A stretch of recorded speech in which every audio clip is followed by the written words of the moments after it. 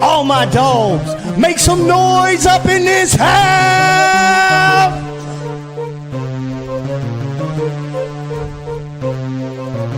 Who is in the house? Who is in the house? It's the gangster of destruction, so you know what's going down. And when the drive-by's coming, then you better hit the grind, cause when your body hits the canvas, then your ass is knocked out. Who is in the house? Who is in the house? It's the gangster of destruction, so you know what's going down. And when the drive-by's coming, then you better hit the grind, cause when your body hits the canvas, then your ass is knocked out. Fight with Adrian Whisper is like a fight with the devil, because when he's dealing with you, you cannot get on this level. Fight with Adrian Whisper is like a fight with a king. It's like a fight with an army, they got the tanks and everything. He's leaving bruises and stitches, possibly leaving you crippled, cause when he sets up the table. Good evening, everybody. This is Huge Pop for the Huge Pop Entertainment, along with Rudy Boy Gonzalez. Tonight, our guest is a special women's wrestling. She's from Texas Wrestling Academy. She's the reigning TWA championship as of February 2026. She's often described as battle-tested, built different. She's been highlighted as a dominant force in female indie wrestling. Welcome to the show, Seraph Noir. How you doing tonight? I'm well. How are you? Pretty good, pretty good. How you doing tonight, Rudy? I'm good. How you doing? Doing well, doing well. I want to make sure our guest knows she can relax. It's going to be a fun time. So my first question is an easy question. What is your origin story? What did you do as a child growing up watching wrestling? Were you a fan? What happened? Yeah, I've always grown up watching wrestling. I've always been what I consider is a diehard fan of wrestling. Um, Wrestling and fighting is just in my blood. I don't know anything else. Okay, so what were some of your favorites that you grew up watching and that you would I would say model your craft after? So one of my favorites would have to be John Cena versus JBL at Judgment Day and their I Quit match. That was one that highlighted resiliency and grit for me. Okay. Another big one that I liked was Shawn Michaels versus Shelton Benjamin with the infamous super kick heard around the world. Yeah. Um, to me, that showed a lot of athleticism. And Shelton Benjamin, not only Shelton Benjamin, but in Shawn Michaels as well. So I'm just really into the technicism and athleticism of it all.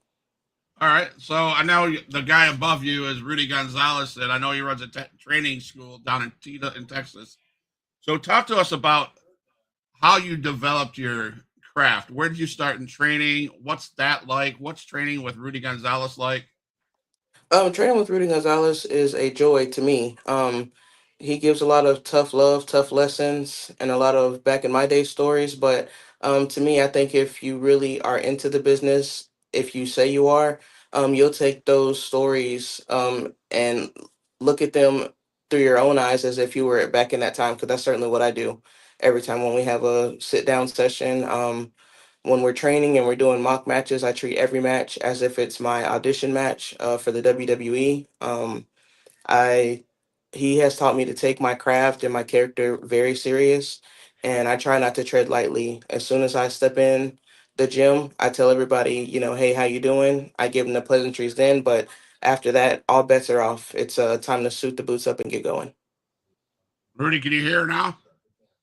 No, I can't, but that's all right.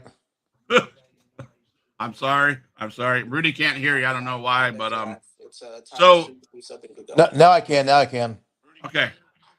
So Yes. you described yourself as resilience, grit, unshakable. All right, Rudy can't Mhm. hear you. I don't know why, but so talk to me about that moniker. What does that mean for you? Is that your everyday life, or is that just a wrestling moniker? What is that? No, that is my everyday life. Growing up in Florida, nothing was easy. Nothing was ever handed to me. I've had to physically fight, emotionally fight, spiritually fight all my life. I've always been one to never stay down on my knees. I've always, if I get knocked down, I get right back up. That has always been me. This isn't just a gimmick or a show to me. This is my real life. This is who I'm really, what and who I really am. I've always, So you've had some struggles in life. So is that what shaped you to who you are and why you fight for how you fight? Yes, sir. Of course. I honestly, if things started coming to me easy in life, I wouldn't know how to deal with it because struggle is all I know. That's not really something that I'm proud of, but that's just a mere fact of my life. Yes, sir, of course. So now you use your setbacks in life to fuel your next event. Is that accurate? So you take what you've been through, and then you give it 100% towards the women or men you face in the ring, and then you just go at it. Yes, sir. Of course, I definitely believe that pain is progress. I don't really believe in sitting on pain and dwelling in pain. That's really no way to keep going. You'll never be able to move away from pain if you just sit in it all day long. So I turn my pain into progress and use it to fuel my journey. So how do you handle physical injuries in your career and to get past those? So every night after practice, when I get home, I will take a hot Epsom salt bath and I will drink what I call a recovery tea, and that's just some herbs like ashwagandha and stuff like that. I make sure I eat a lot of fruits and vegetables, and I fast vigorously. 16 hours I fast, and 8 hours I eat. Okay. So I have a buddy of mine in the chat, Justin Summers, and he has a question for you. Okay. Have you ever wrestled in Canada? I have not wrestled in Canada, but I am definitely open to the opportunity. Okay. Thank you. Thank you. Keep on bringing the questions, Justin. So talk to me about your first ever match. So my first ever match, it's funny that you bring this up because with wrestling, I always thought that wrestling was like a set schedule. Everything was set in stone. But my first ever match was actually where I learned the hard way that that is not how wrestling works at all. I had a match scheduled with Ashton, my first match. The card got changed up at the last minute. I ended up facing off against Sabino Blaze, where I lost, but I learned a lot in that match. The first match was very eye opening to me. It gave me a chance to see the crowd, interact with the crowd, and see the wrestling side, but also see the fan side at the same time. So it was a blessing to have taken place in the first match at all. So I part of my job as a podcast guy, at least for my show, I love to dig up information on the person, Mhm. and I love to reach out to people that might know you, so I can get a vibe for what you who you really are. Okay. So I reached out to several people, but I want to read this. This is a very positive compliment from a guy you know very well. Mr. Dave Blackwell, he gave you a positive compliment. He said he's worked with you twice as a ref. He said I was trying not to laugh during the first match because she was being respectful during their match. That every time I told her to break the cheat hold, she said yes, sir. So he said he goes, you're very polite. But Mhm. then I watch your match against Ashton, and I laugh at that too because you're not a very polite young lady in that match. You kicked that guy's ass and you made him know about it. So Yes, sir. to hear that from, but it's a compliment. He said you're great in the ring, you're a great worker. So I wanted to share that with you for sure. Oh, I really appreciate that. I appreciate the kind words. So another question from Justin: what do you think is more important, the wrestling moves or the story being told? I think the story being told is the most important part because that's what the fans are saying. Obviously, the fans are going to see a misstep when you like mess up a body slam or something like that. They will see that. That part is very visible and very telling. But I also think that if you don't tell a story in your match, you're robbing them from a match as a whole. If you're just out there wrestling and not telling a story, what are you out there doing? Honestly. So talking about telling stories and talking, reaching out to the fans, what is your philosophy on connecting with the live audience? What do you? I mean, there's a lot more than in ring work. I've been talking to Mhm. Rudy a lot. There's also a psychology, how you reach the fans. So what's your approach on that? So my approach on interacting with the fans is some are gonna boo you, some are gonna cheer you. They're even being there for them through the boos and the cheers, that makes the experience for the wrestler and the fan all that worthwhile. I think it's all part of the experience. If you get booed, they're watching. If you get cheered, they're watching. So I think either way, those are some positive aspects to take out of interacting with the fans. I know in my first match, I was so, I guess, angry in that moment because of the last minute card change. And I was so nervous that I didn't hear the fans at all. But I did notice that they were more on Sabino Blaze's side. And even in my attempt to get them on my side, I couldn't because I was so in my own way that I didn't know how to even reach them. So when my second match came, I think I did a lot better with interacting with the fans. When they spoke, I acknowledged their words. When they cheered for me and wanted to give me a high five, I make sure I acknowledged them and gave them high fives and stuff like that. But I think that even if I was to get booed in that moment, it would still be something that I would acknowledge and accept because it's the experience that they see me, whether they hate me and they see me or they love me and they see me. They see me and I see them. All right. Rudy, got anything for our guest? No, I'm just listening. I can't hear what she's saying, so I'm just listening. All right. All right.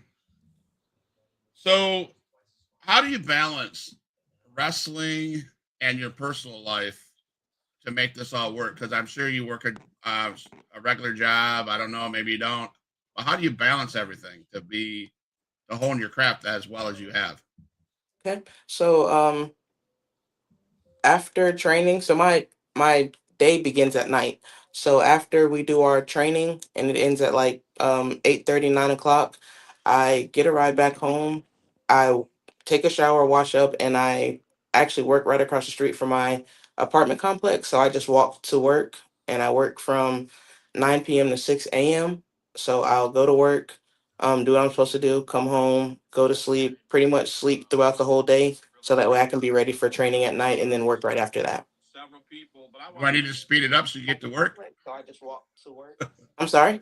You have to go to work tonight? Do I need to speed it up so you get to Oh work? no, so I'm off on Mondays and Tuesdays. All No, right, we're all good. right, all We're right, all good. right. We're good. I don't want to be the reason why you get fired or something like that. Oh no, they would have had to wait anyway because this is my career. That's just a job. This is my career. Awesome. I love that. So I'm sorry. what moment, now that you said that brings up this question. What moment in your life did you say wrestling is my career? The heck with everything else. It would have to be. I really took it super serious last year. The job that I'm working now, I was just I work at a call center, so I was waiting for a phone call to come in, and I was just thinking about wrestling, and I was like, man, what do I wonder like what I have to do now that I'm an adult. I wonder what I would have to do to enroll into a school, and I looked up the best schools in San Antonio, and TWA was the first option, and then there were some other schools after that. But as soon as I saw TWA, I called. It was like 10 or 11 at night. I like called the phone 4 or 5 times and left messages. I never got a call back until the next day, and it was Rudy saying, "Hey, did somebody call this number?" And I was like, "Hey, well, it says on the internet that you guys are like permanently closed." And he was like, "No, we're still open. We're still like in business." So after that, I just spoke with him, and but it was that day, like it was last year that I knew I really wanted to take it serious. But I've always been a fan, as I said it before. I just know last year is the year I really wanted to stop talking about it and actually do what I said I was going to do. So TWA training with Rudy Gonzalez. Tell me about the locker room at TWA, even at your training school. Are you guys all supportive of one another? What's the locker room vibe like at TWA? Oh yes, so we're very supportive of one another. I know when I get there, I try to make it to where my character is showing. So if I'm like an asshole, I try to get to the gym and act like an asshole. So that way, when we have our mock matches, they're that much more impactful. The story is they're that much more because I set the tone when I walk in the door. Okay. So now before the show, because how often does Rudy run a show? How often do you guys run a show? Weekly, monthly? So we started February 1st and then we did one February 15th. So I would say bi-weekly. Okay. So prior to those, if there's these mock matches, are those mock matchups? Are those at training during training? Yes, sir, they are. Okay. And does Rudy just get in training? You just the trainer? Does he just throw out, "Hey, this is what I want the beginning to look like. This is what I want the ending to look like"? Does he throw that out there and give you guys the opportunity to call the shots? So now we're at the point where we are able to call our own shots. So he'll just tell you, like, to give two random people. I'm sorry. He'll just give two random people. We'll both get in the ring, and then he'll say he wants a 5 minute match or a 10 minute match. And then in the match, you have to establish who's the heel, who's the baby face, and then as you know, the heel calls the match from there. So are you a heel or a baby face? Which one do you like best? Um, I like being a heel more, but I wouldn't mind exploring the babyface options. He'll just give two random people. Do you think it's easier to be a heel or harder to be a heel? Of course, it's easier to be a heel. Everybody wants to be a smart mouth badass. Everybody wants to do that. That's true, too, too. Um, if there was a veteran in the industry that you would face for like a dream match, what would that be? Who would that be? A veteran in the industry that I would face, that would have to be. It would either be Jazz or it would be Lita. Lita. All right. All right. You think you can take Lita? I know I could take Lita. Jazz, maybe not, but Lita, yeah. So what about this lady Micah? Is she part of that? You've ever wrestled against Micah? I have not had the pleasure to wrestle against Micah in a real match. She's like helped me in my mock matches, but I've never had the pleasure to actually wrestle Micah just yet. Okay. Are you seeking out OVW, WWE, AEW tryouts, anything like that? Was that in your? Is that in your mind, in your peripheral? Is that out there in your sights? Of course. Um, I believe in myself enough to know that I have what it takes to make it to the big leagues, and I'm not gonna stop until I get there. Okay. So what's your 5 year plan? My 5 year plan. So here in the next 2 years, I plan to have mastered my craft so well that if I haven't gotten a tryout by that point, I'm at least getting looked at for a tryout. By the end of year three, I do plan on having a tryout. Um, by year four, I plan on being the NXT Women's Champion, and by year five, I plan on being in the WWE as a whole. If not as the Women's Champion, but if not, just being in the WWE will be a blessing enough for me. Wow, those are big goals. I mean, I love those goals. Keep it up. Keep up the mindset. And I love that. Mhm. It's awesome. Um, so you're the champion. Mhm. And I love what you said. You wrote me this. You said a competitor determined to revive the ruthless aggression. Yep. Everybody, if you're a wrestling fan, you're a fan of the ruthless aggression. You have to be. Hmm. You know. So I love when you said it. You wanted to revive the ruthless aggression and attitude that defined wrestling at its peak. Yep. How is Safar this Seraph going to do that? Just bring the fire back. Bring back the realness, the kayfabe, if you will, that was instilled in the ruthless aggression and attitude era. I know now it's not really like that. It's more commercialized. And while that's fine, you have true wrestling fans, true diehard fans that miss the realness of it all. That miss when they didn't know if a story was real or not. At Okay. least with how it is now, I mean, you know what's coming before it even happens.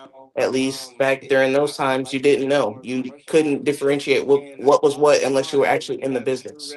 All right. Yeah. True. True. Justin comes in with another question. Who is a indie level wrestler that you would recommend that people may not have had the opportunity to see? So when I'm not watching WWE or AEW matches, since I do work with Micah and she does give me a lot of pointers, I watch a lot of WoW wrestling. So the who I would recommend are women, but I mean women still need recognition. I would recommend watching The Beast. I think that she is very, very good in her craft. I love the intensity that she brings to the matches. I love the storytelling that she does on and off camera. I do follow her Instagram. I look forward to when she is on TV. Um, I'm also, let me see. I've also been watching. I don't know if you know him. I've also been watching a lot of Ricky Sosa.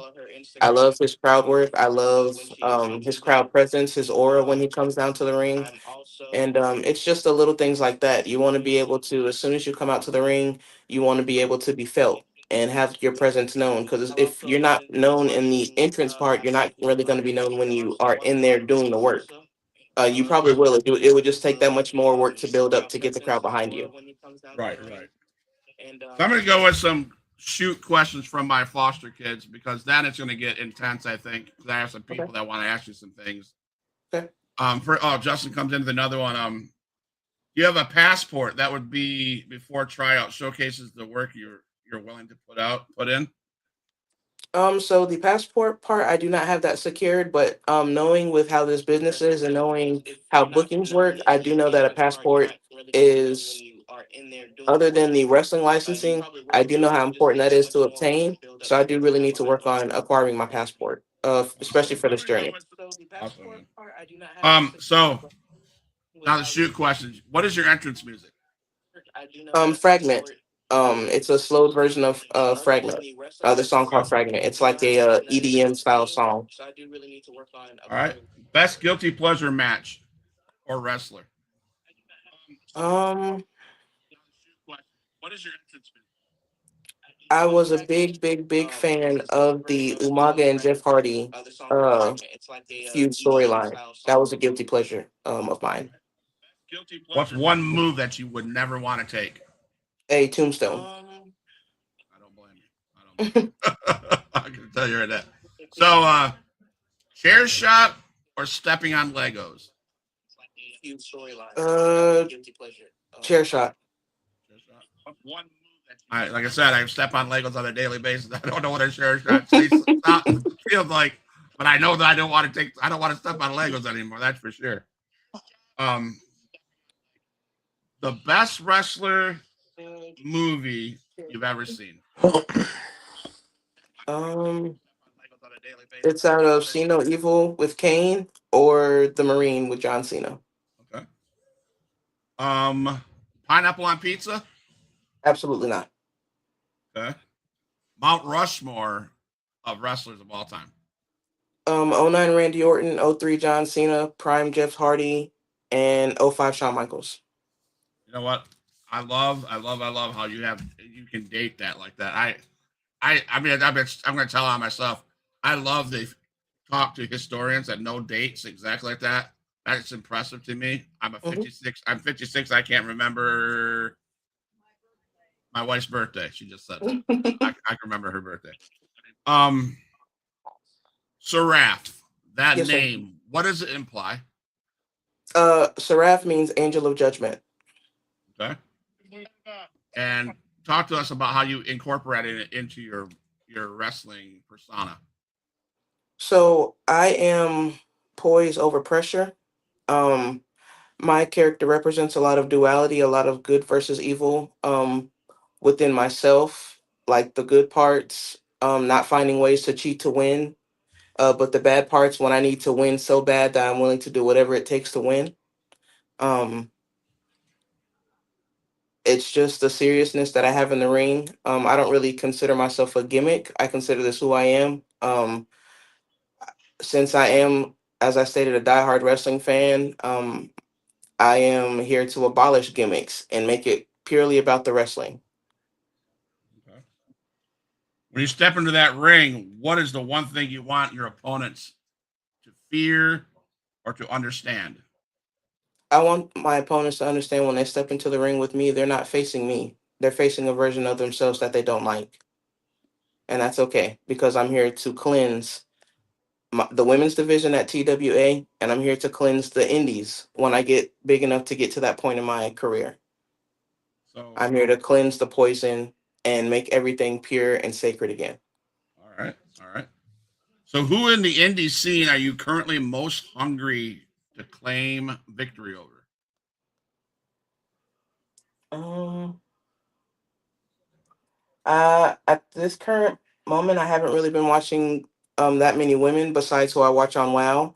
But someone that I'm following very closely is and I'm sure you know him, MJF. I'm Yeah. following his career very closely, and I'm watching him very closely. I love what he stands for. I love what he believes in. I love that he holds wrestling as sacred as I do, and he's someone that I will continue to watch because I know that he will. I know that there are bigger things in store for him, and I will continue to watch him.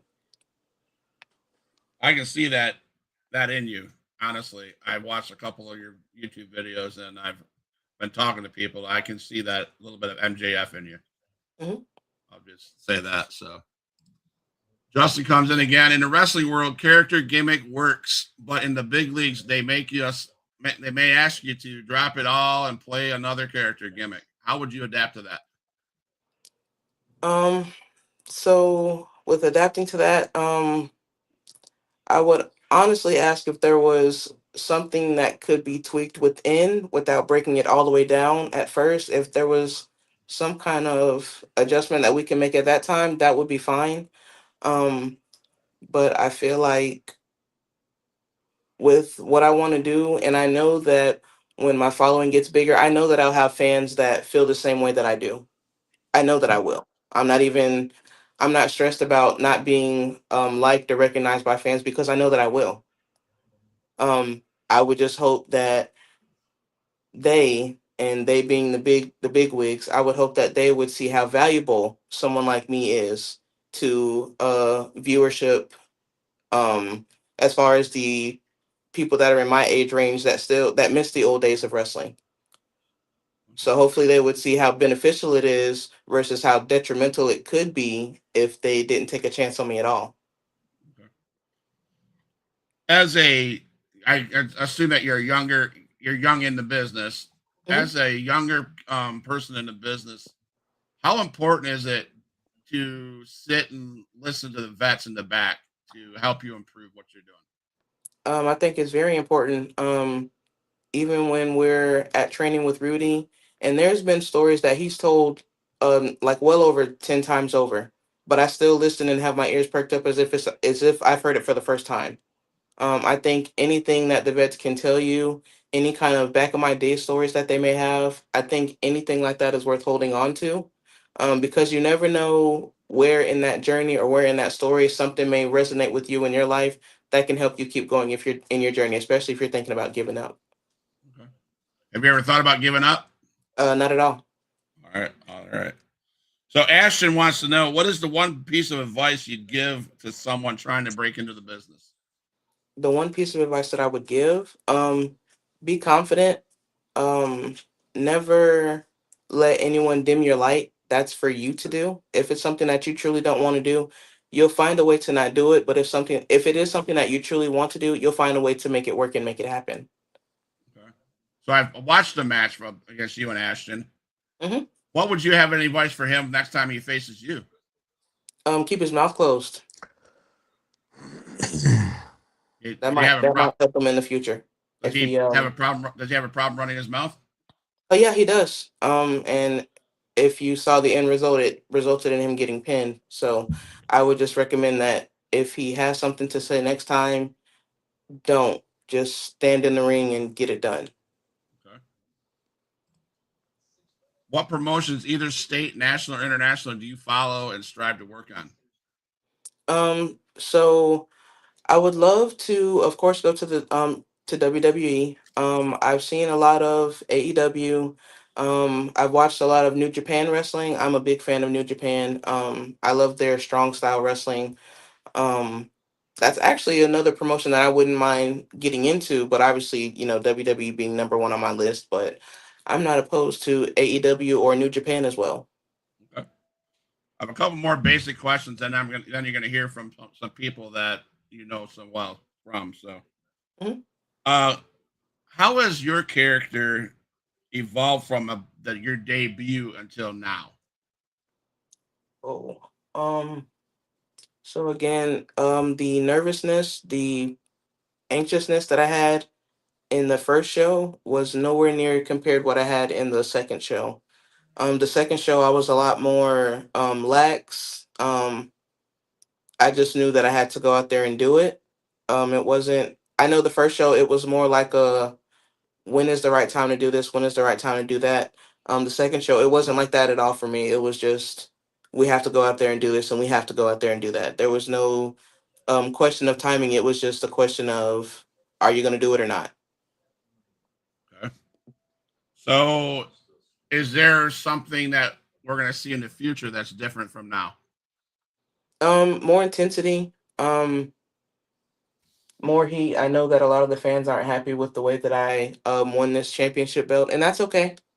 Um, because I know that they're watching, whether they're watching to see if I retain it or watching to see if I lose it. They're watching me either way. So um, I wouldn't mind generating some more heat behind this title. But at the same time, bring the heat because I know I have what it takes to keep it around my waist. Sabrino Blaze, you know him pretty good, huh? Heat behind this title. But at the same Um, time, he he wants me to tell you takes that the you owe him a big, huge thank you for being the champ today. He wants to know that he's proud that he's the reason why you're the champion. So what do you have to say to Mr. Sabrino Blaze about he thinks it's his applause that you're champion? It's open mic. Drop the mic on him if you have to. I don't owe Sabino Blaze a damn thing. I won this title fair and square. It's not my fault that he fell out of the ring when I was claiming my title. If he's so good, he would have found a way to stay in the ring and make sure I didn't get the pin. But I still got the pin. So who's better, me or Sabino? Well, he says somewhere down the line you owe, I quote, owe him a title shot. Um, I don't owe him anything, but maybe a new pair of lipstick or something. But I don't owe him a title shot. This is earned. Just like I earned my way, you can earn yours too. Some people would say that you didn't earn that, you took it. Okay, I mean, so for instance, Nikki Fuego says you went behind her back to get the pin. If I lost my championship and I was sour and salty and crying like a little baby, I would say the same thing. I mean, why? So she claims that you took the title opportunity behind her, but why didn't you just come up and ask her for a title shot? Why aren't you bold enough to do that? That's what she wants to know. Well, she claimed that she could protect the title 24/7. And when I got to the show, I said that I would capitalize on any opportunity that I had. So as soon as she said 24/7, I saw my opportunity and I rolled her up for a pin. Don't say something that you can't back up. If you can't protect it for 24/7, if you can't make sure that at any drop of a hat where somebody can sneak up behind you and secure a pin for your title, you're not meant to be champion. And I'm glad that everyone in Westlaco got to see that. They got to see a true champion at work, a true champion that takes advantage of opportunities when they're handed to her. And she's just mad because I do what she couldn't. I don't want to stir the pot at all, but she just wants to know why from behind. Are you scared? Are I'm you not scared at scared? all.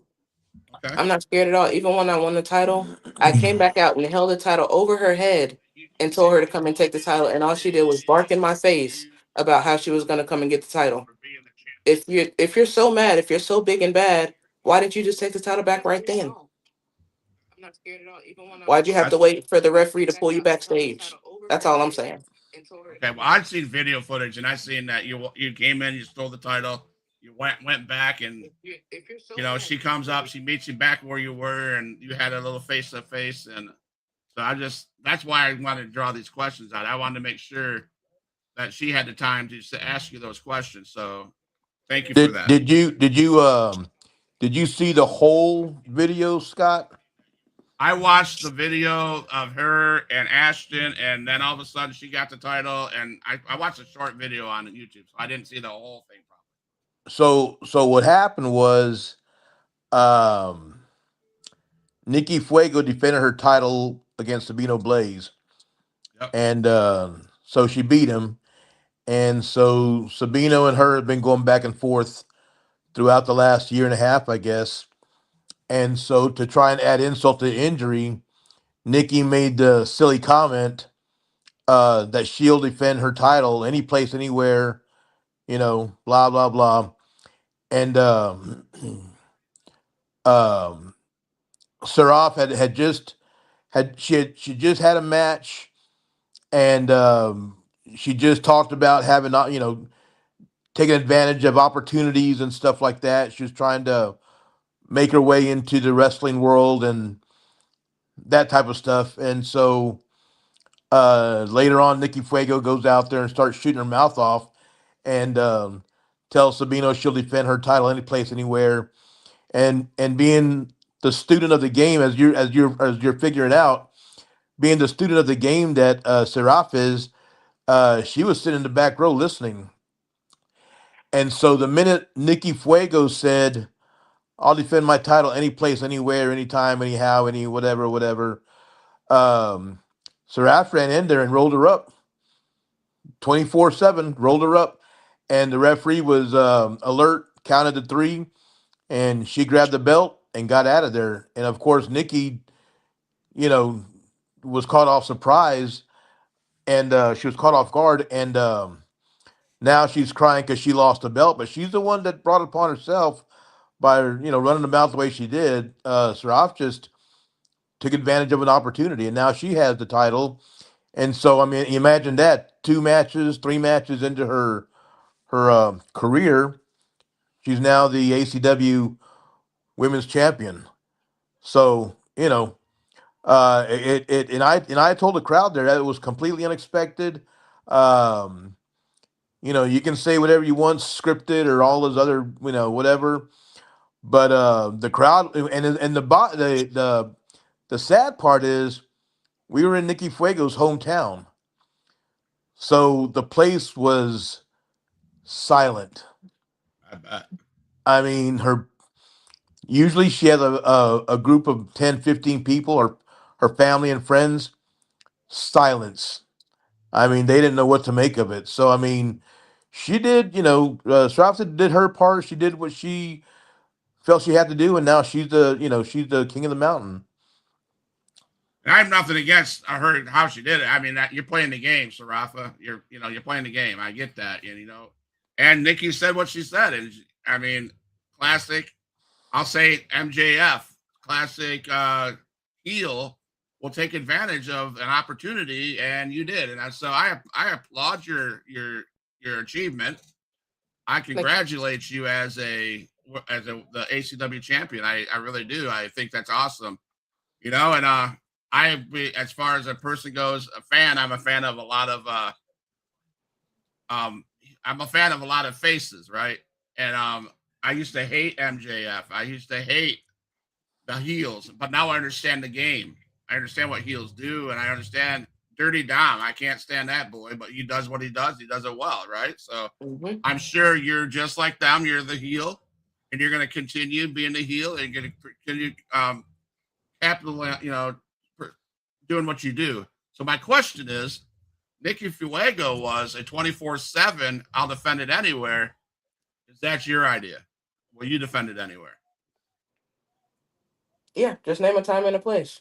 I can go outside of my house right now and stand outside and wait for her to pull up. I'll defend it right now. I'll defend it in my house. I don't have to go outside my house. I'll defend it in my house. I'll defend it wherever. If she wants to meet at a grocery store in her little hometown, I'll pull up there and I'll meet her there. Just let me know on a time and a place, and I'll be there. We'll be there. The both of us will be there. No, I'm okay. So let's talk. There's Nikki Fuego, but is there other women out there that are coming at you that you know of? It can be any woman. It can be Shania. It can be Micah. It can be our new recruit Savannah. It can be anyone. I'm not I don't discriminate. I give out rights and lefts. We don't discriminate. Equal rights, equal lefts.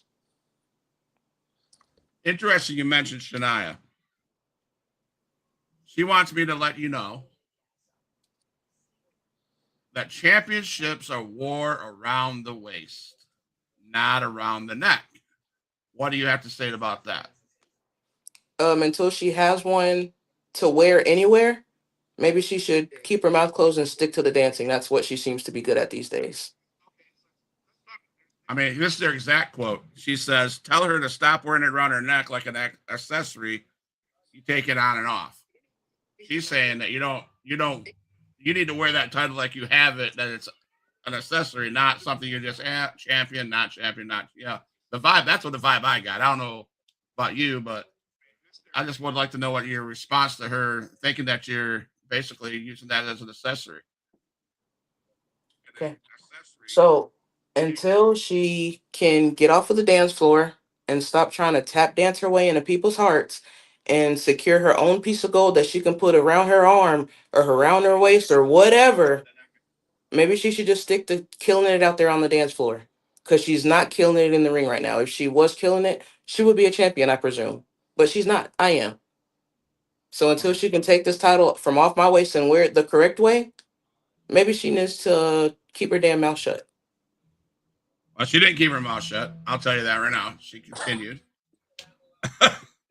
And it says, and I'm just reading what I was told, okay? I don't know the promotion, but she says she knows why you wear it around your neck. It's because deep down you know you didn't earn that title. So the reason that I wear it around my neck is to show this title means everything to me. It may not seem like it, and I'm sorry that I'm not wearing it the way that she wants me to wear it. But a true champion, being me, since I have the title to prove that I am the champion. This is the way that true champions wear their gold. But she wouldn't know because all she is, she's just covered in rhinestones. She knows nothing about wearing true gold. She doesn't even know anything about wearing fake silver. She can't tell me anything about how to wear my gold that I won. You heard Rudy say it yourself. I know how to play the game. She doesn't. She's just yapping. She's just chatting. She's trying to make herself seem relevant, and she's not. She never will be. Now, see, you said something. I'm not trying to get on anybody's bad side or anything here. Mm-hmm. You said something. Rudy said, and he did. I heard him say it. Rudy said, you know how to play the game. Mm-hmm. Now, playing the game, according to Shania Thomas, is not earning it.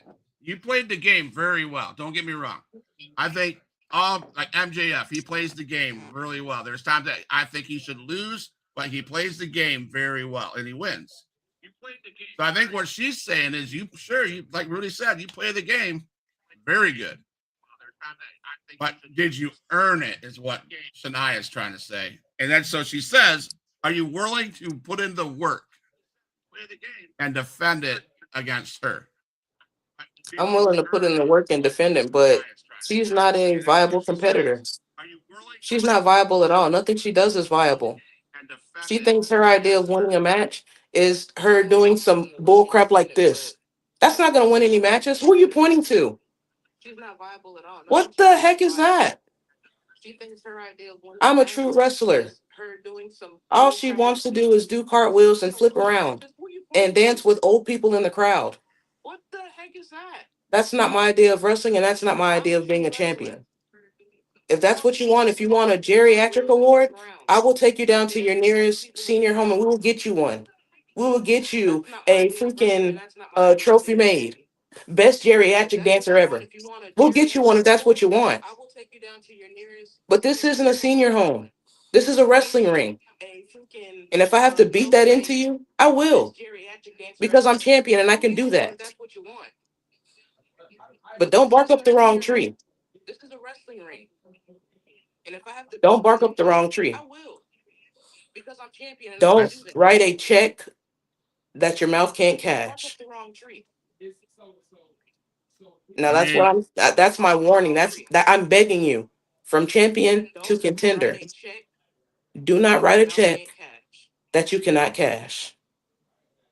So out of the people that we talked about, Sabrina Blaze, Nikki Fuego, Shania Thomas, which one's the bigger thorn in your side?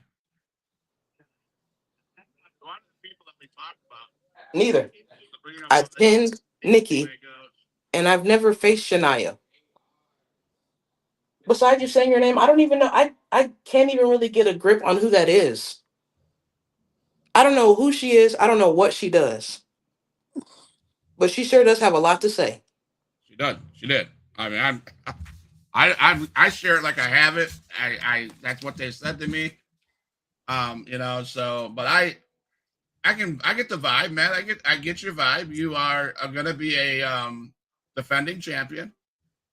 You welcome all comers. You have the confidence of a heel. I've seen your matches. You look. I'll be honest with you. You look like a badass. Um, I wouldn't get in the ring with you. I'll be honest with you. If I can. No, there's no way. There's a place in it for people in the ring, and I'm not it. But I'm glad. Thank you for sharing those your feelings on Shania Thomas and Nikki Fuego and Mr. Blaze. I appreciate that. I really do. So Justin, our guy in the chat, says, "How important is it to you to be able to cut a live promo?"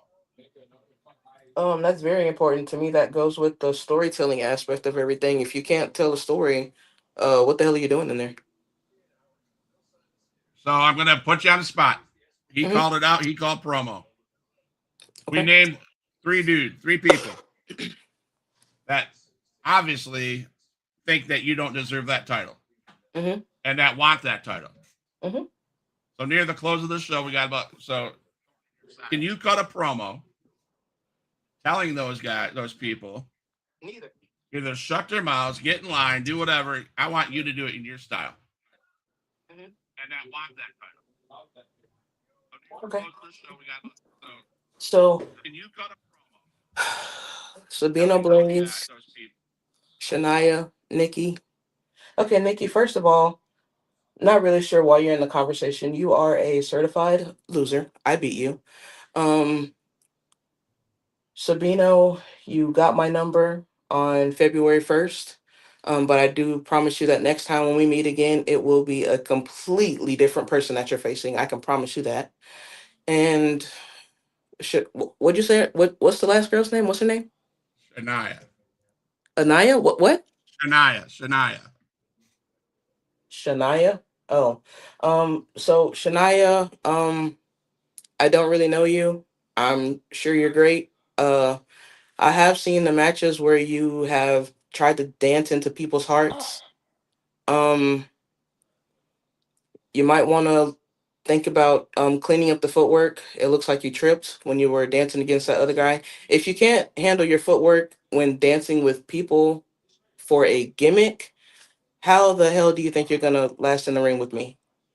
So these are just questions that we have to ask ourselves. It's one thing to have a conversation and try to stay relevant, but it's another thing to make yourself look stupid. But if it makes it easier on their plate and Rudy's, he can actually set up a fatal four way for this title, and I'll still defend it. I'll still walk out the champion because I have it in me. I know that I'm the true champion. All these other people, they're just talkers, and I'm not worried. So you would allow Rudy to set up a fatal four way with you, Sabrina Blaze, Nikki Fuego, and Miss what's her name again? I don't know. Shania. Yeah, Shania. You're willing to let Rudy do that. Yeah, in a second, he can do it right now. Well, there's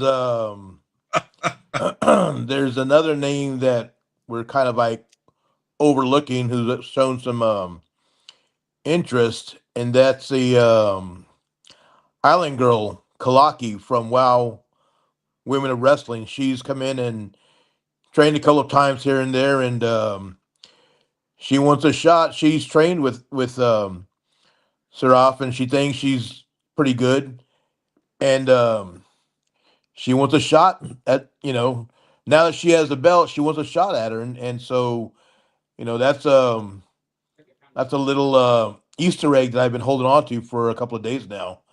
But she wants to come in and get into the mix. So it may be a four-way, it may be a five-way, All it right. may be a six-way because Micah was the one that won that ACW belt in the first place. So there's Micah, Island Girl Kalaki, um, there's Ashley, obviously, Nikki Fuego, and Shania.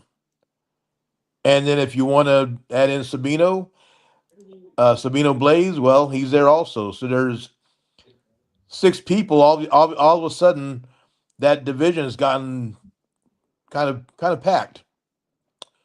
But you So hear Rudy? it's going to get pretty interesting over the next couple of months. So So Ryan, did you hear? I Sorry, hope she's ready. I hope she's ready. Seraph, did you hear what Mr. Rudy just said? I heard him. So we got Nikki. I'm not scared of any of them. I'm not scared. I mean, Micah. Micah's a worker, man. She puts in the work. She's WOW, OVW even. You got the Island Girl. You're not afraid of any of those guys. Why am I going to be afraid just because they've been on TV? Okay. I mean, tell me, what am I afraid of? Tell me. I mean, I have you faced Mike? I've seen Micah. Have you faced Micah yet? No, not yet. I haven't had the chance to beat her. I mean, face her yet. Not yet. Okay. It does seem like it's getting heated up in that TWA ACW for that ACW title. They're coming for you. They can take a number and get in line. Take the number, get in line.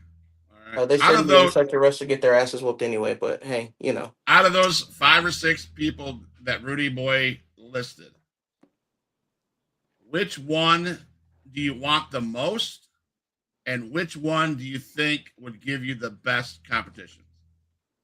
Um. So the one that I want the most, to show her little hometown that she really did lose, would be Nikki. Okay. Another one that I really, really want is Sabino, to show that the match that we had on the first was truly indeed a fluke. Um, that he will never, never be that good enough to beat me like he did the first time we met. And not the island girl, but the other lady that we're talking about. Uh, She doesn't seem like she would be a competition. I really don't know why she's in the conversation. Um, but I know that Micah would. I think Micah would. She may be a challenge, maybe because she's been on TV or whatever. But Micah may be a challenge. not Shania, right? Who? Yeah, that's right. Okay, I didn't think so. The one that does the ballet dancer. Yeah, there you go. Oh, the dancer? No. See, that's what I'm saying. Are we? Is this a ballroom or is it a wrestling ring? All right. You All right. never know with her. You never know. Well, you got some good competition. I can see that. I can say, and they got to look out. I'm gonna say this straight up. Micah, Island Girl, Sabrina, Shania, Nikki, you are in for a world of hurt because this young lady here, Miss Noor, seems to me that she has her head on her shoulders, seems to be poised and ready to fight. Am I right? You're ready to fight, correct? More than right. More than right. So I'm going to finish the show with a kind of a question from the chat again. Can you tell us about the merchandise you sell? Is that something that's important to you, etc.? Yes, merchandise is very important. I will start selling pictures at shows. I will get shirts made and wristbands as well. Um, along with I was thinking about keychains as well and doing like maybe a bundle pack for true fans, and I would have everything signed and autographed, of course, for my fans, and maybe a selfie, throw in a selfie or two. Okay. Where do we got you? Where can we see you next? The next location that you can see me is on the 28th. I will be in Houston, Texas. For what promotion? Yes, for TW, I think. Yeah, a TWE promotion in not San Antonio, in Houston, Texas, on February 28th of 2026. Is that your promotion, Rudy? Yes, yes. What's the card look like that for Miss Noor? It's still early. I'm not sure yet. Um, I'm just kind of like seeing who's positioning themselves where. Just uh, just seeing what's going to work best for everybody. Maybe I ought to do some AI clips out of this video, this thing, and I'll send them to the people that you basically called out, said that, or they called you out. So maybe I'll do that. Maybe we'll get some sparks going, right? You don't have to do Yep. that. I can tell them myself. Matter Okay. of fact, I'm going to reach out to every single person tonight that you so called want to have in this match and let them know that there's not even a point, Rudy. There's no point.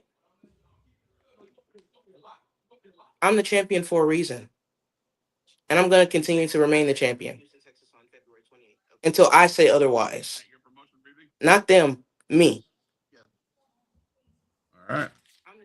Rudy, I had a question for you, man. Yes, sir. This young man, Justin, wants to know will this event be live streamed anywhere?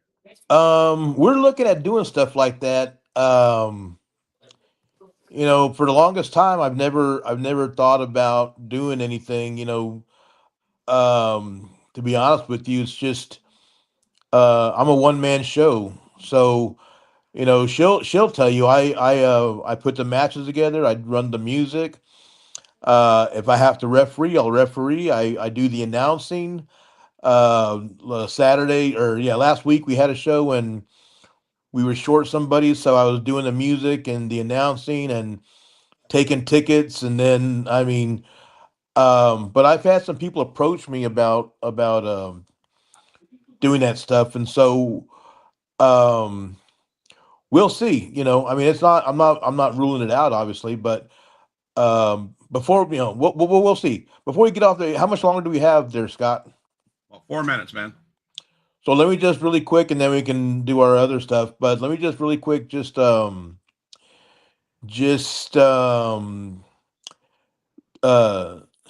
has been training with us for 3 months, Mhm. and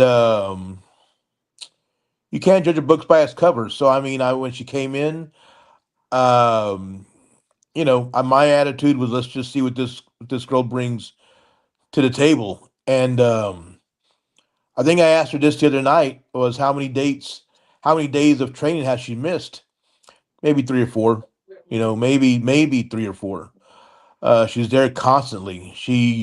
We have training with Micah holds separate training class with the girls on Saturdays, and she's there.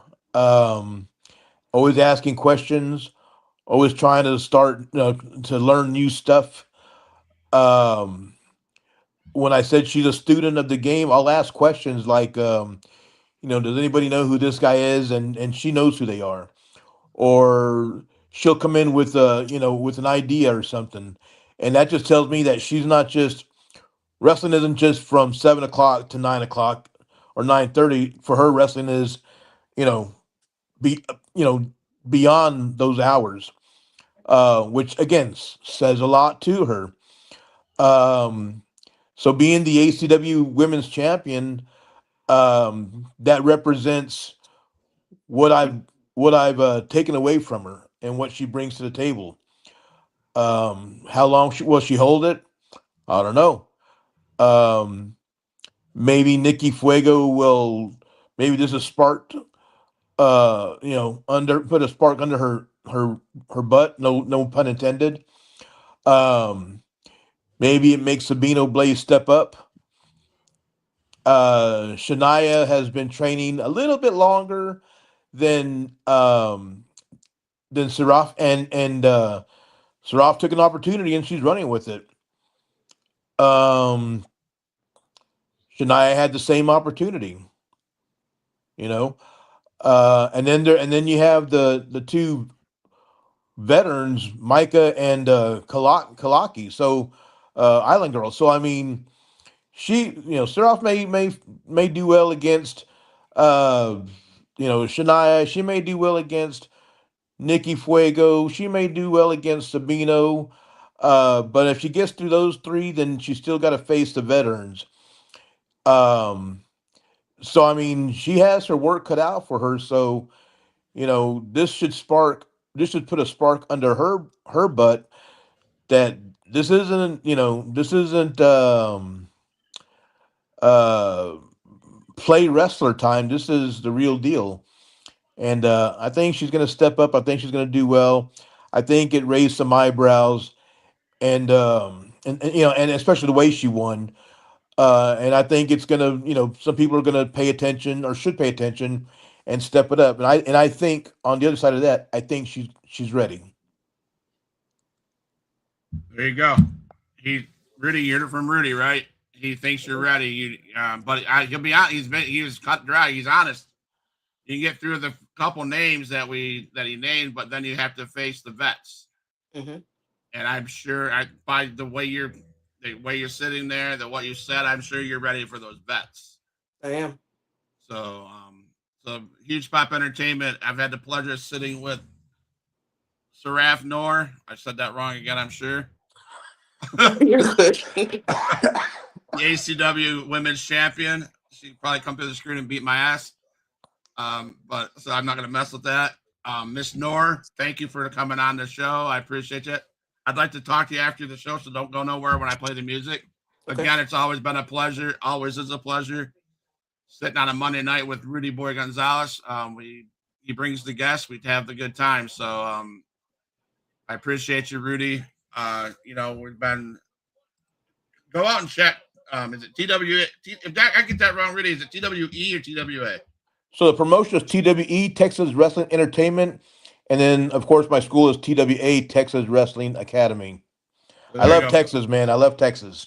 Go ahead and reach out to Texas Wrestling Academy, Texas Wrestling Entertainment. Good guy, Rudy. Check him out on his Facebook. Check out Miss Noor on her Facebook. Keep an eye on these guys. Man, I'm so excited.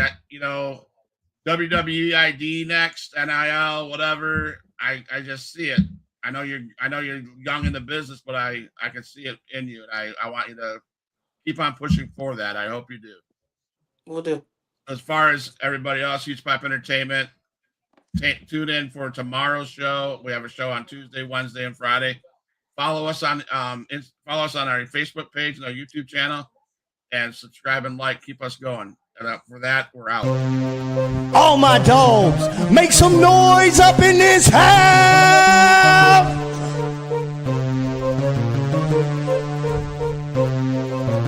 Who is in the house? Who is in the house? It's the gangster of destruction, so you know what's going down. And when the drive-by's coming, then you better hit the